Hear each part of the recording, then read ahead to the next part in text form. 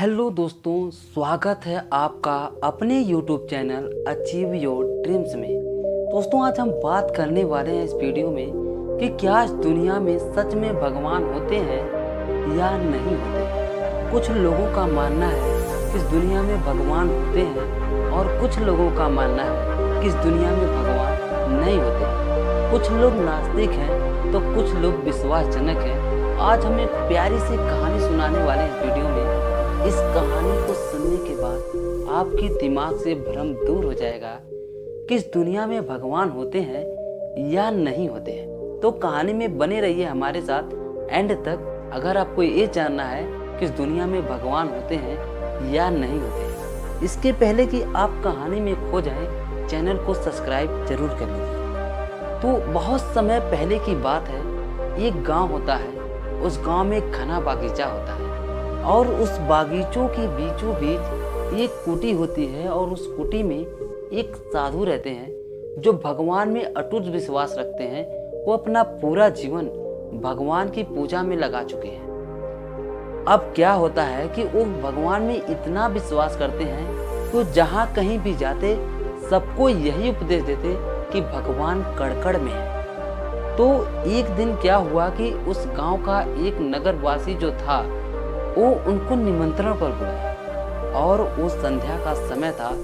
अपने कुटी को छोड़कर जंगल के रास्ते जा रहे थे उस गांव में उस परिजन के यहाँ निमंत्रण करने। इतने में क्या हुआ कि उस गांव का एक परिजन मिला उस रास्ते में और बोला, महात्मा जी आप वहाँ से ना जाइए क्योंकि उस रास्ते में बहुत ही बदमाश और खूंखार बैल है जो किसी पर भी हमला कर देता है।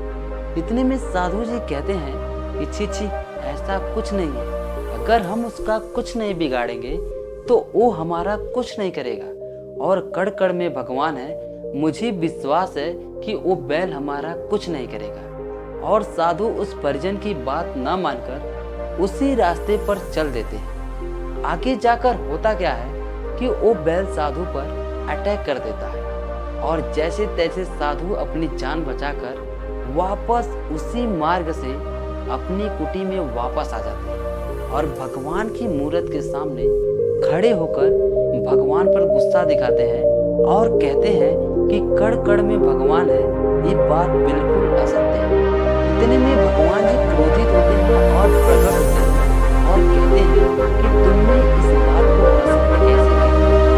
तो साधु बोलते हैं कि आप अगर कड़ में होते तो वो बैल मुझे क्यों मारा।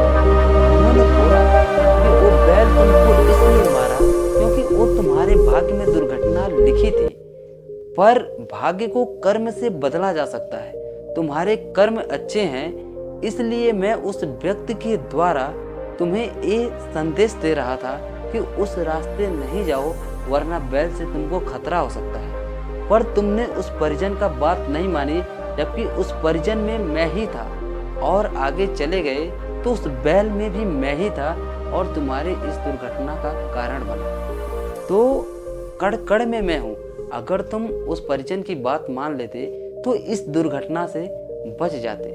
साधु को ये बात समझ में आ गई और साधु भगवान को प्रणाम करता है और भगवान यही हमको एक सीख देते हैं कि छोटी छोटी बातें हमें अपनी जिंदगी में अगर माननी शुरू कर दी तो हमारी जिंदगी में क्रांतिकारी परिवर्तन हो सकता है। हम बड़ी बड़ी बातों को लेकर छोटी छोटी बातों को इग्नोर कर देते हैं, एवॉइड कर देते हैं, जबकि छोटी छोटी बातों को अगर हम ध्यान दें तो हमारे जीवन में बहुत बड़ा परिवर्तन आता है।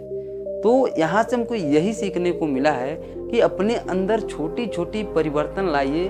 जब छोटी छोटी परिवर्तन एक दिन आपके अंदर बहुत बड़ा परिवर्तन लाती है। तो आज से अमल करना शुरू कर दीजिए। इस चैनल का ये पहला वीडियो है इसलिए मैं भगवान के ऊपर बनाया हूँ। क्या सच में भगवान होते हैं? तो इस कहानी से आपको क्या लगा कि भगवान वाकई सच में है या नहीं है? आप क्या मानते हैं भगवान को कि इस दुनिया में भगवान है या नहीं है, या किस भगवान को मानते हैं? कमेंट में जरूर लिखिए। मिलते हैं अगली वीडियो में, तब तक के लिए आप अपना ख्याल रखिए। जय हिंद, जय भारत।